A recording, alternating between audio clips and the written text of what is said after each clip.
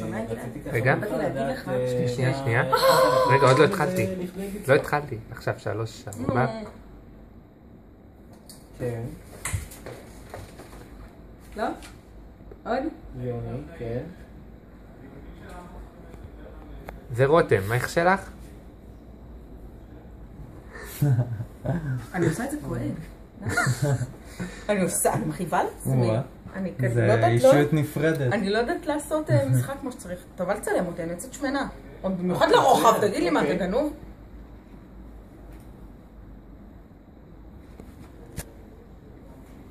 ועכשיו? כן.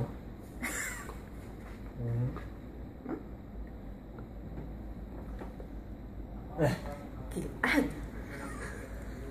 הולך על מקום? אתה נראה לי שבא לך.